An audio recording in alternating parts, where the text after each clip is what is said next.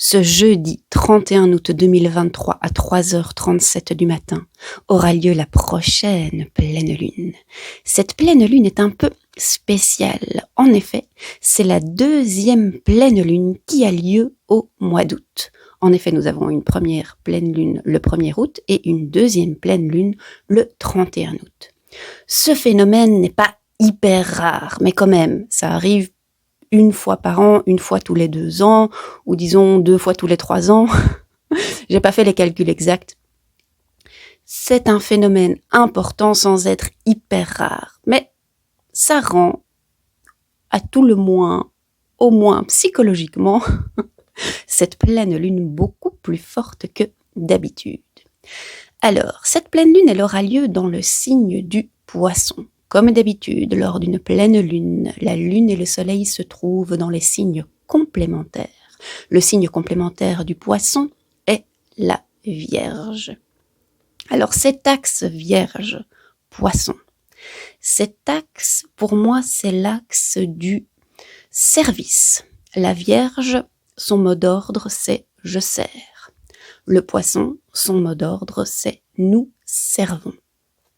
C'est aussi l'axe, on va dire, de la santé.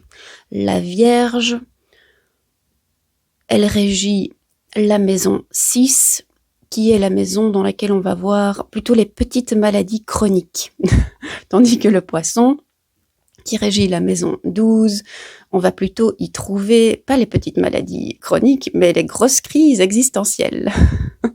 Quoi qu'il en soit, j'insiste vraiment sur le fait que cet axe Vierge-Poisson est particulièrement important. Certes, c'est une pleine lune bleue, mais il y a un autre aspect qui fait que cet axe est encore plus mis en avant, plus fort. C'est le fait que les planètes qui régissent les signes en question se trouvent dans ces signes. Qu'est-ce que je veux dire ? Neptune régit le signe du Poisson. Eh bien, Neptune, lors de cette pleine lune, sera en Poisson. Mercure, qui régit le signe de la Vierge, régit aussi le Gémeaux, mais aussi la Vierge.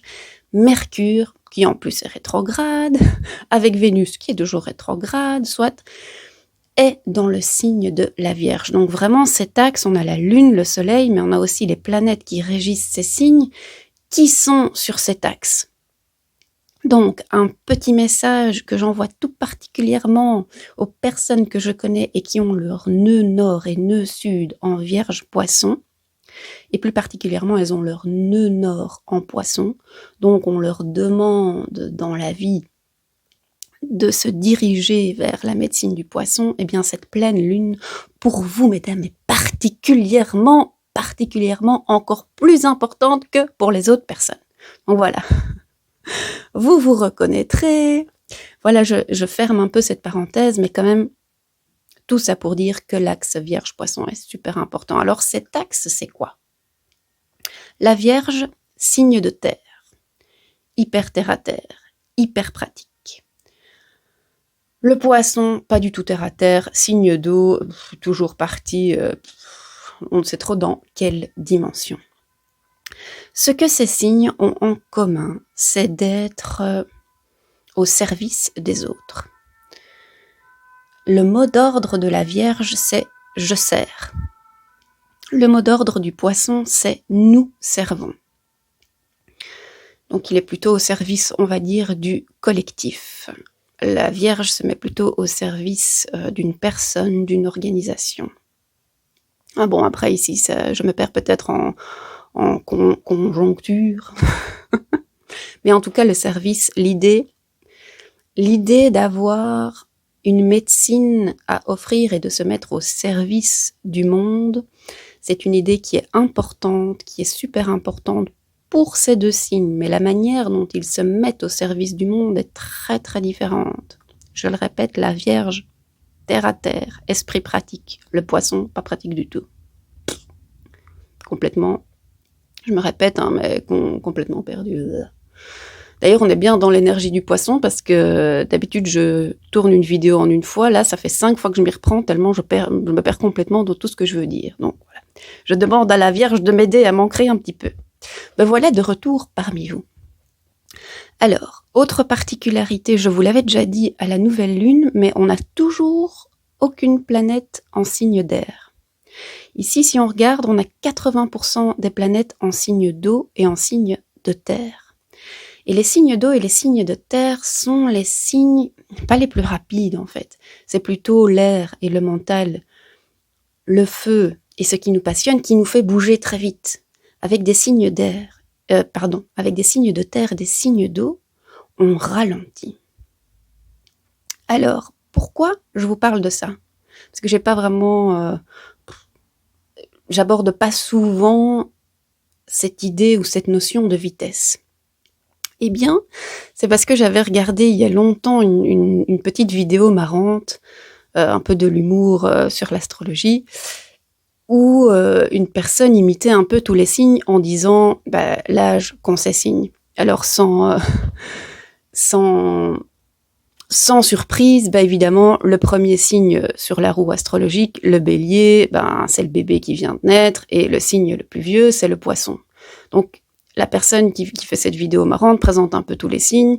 Moi, je m'attends à ce que le poisson, je sais pas, ça soit la personne super vieille, mais comme le vieux sage qui va partager ses savoirs spirituels. Mais en fait, pas du tout.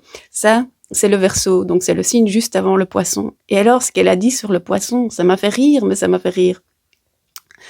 En gros, elle a dit, le poisson, il est déjà mort. Et c'était d'un déprimant, mais c'était d'un marrant.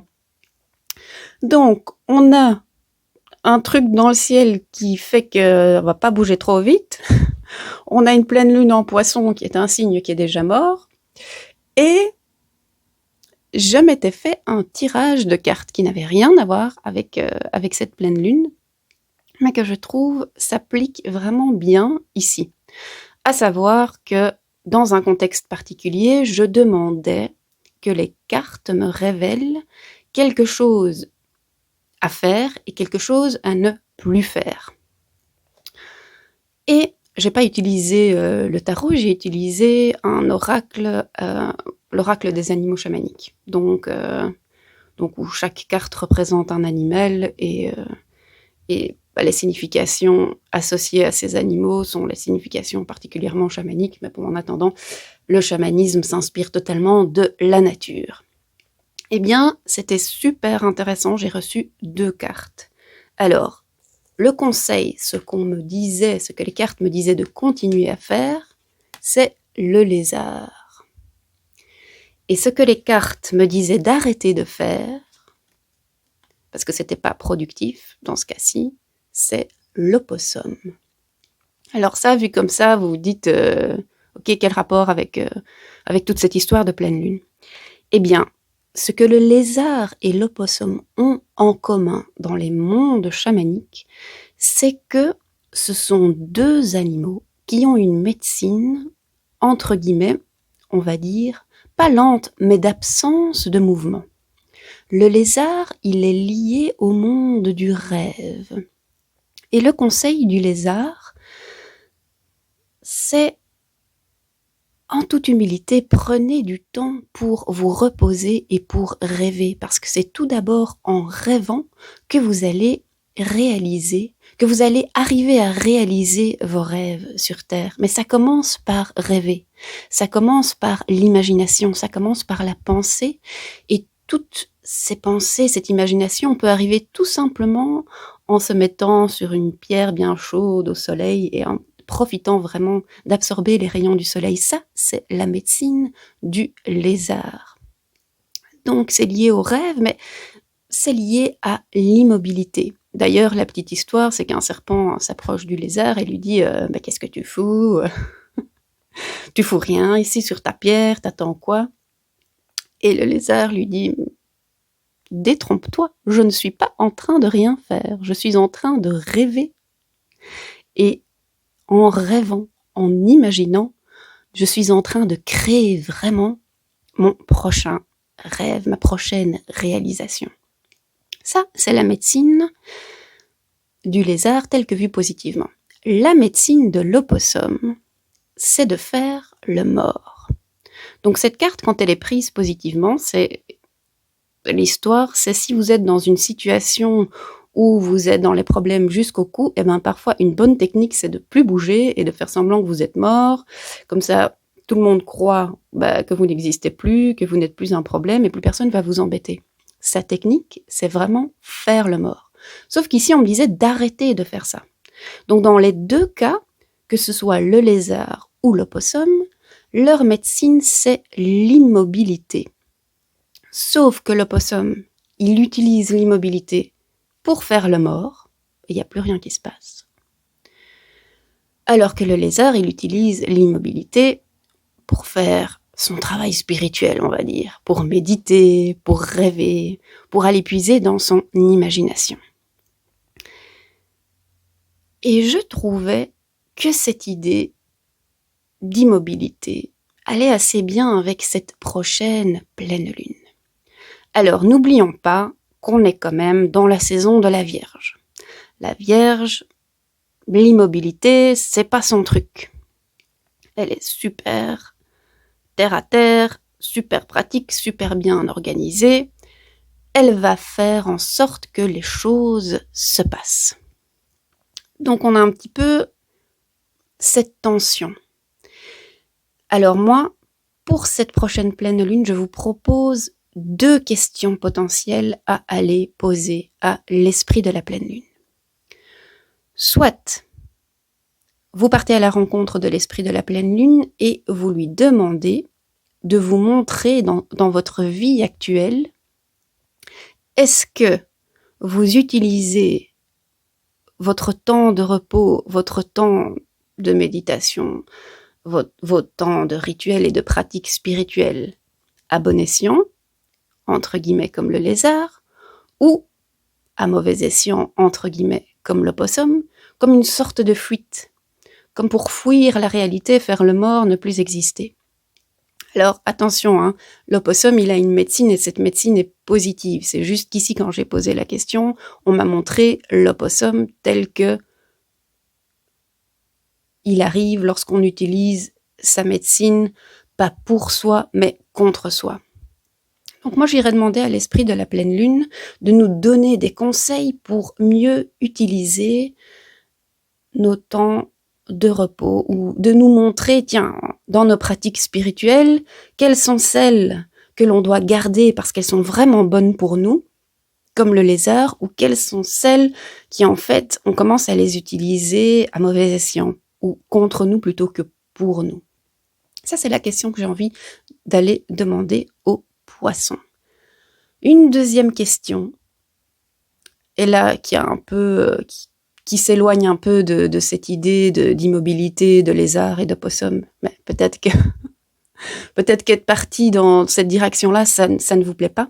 Si on revient vraiment aux significations de base de la Vierge et du Poisson, comme on est dans la saison de la Vierge, la saison du nettoyage, j'irai demander à l'esprit de la pleine lune en Poisson de nous montrer, y a-t-il des activités, y a-t-il des pensées, y a-t-il quelque chose dans ma vie qui représente une fuite énergétique, qui fait que je perds mon énergie et que du coup, je ne suis plus dans mon plein pouvoir pour être au service.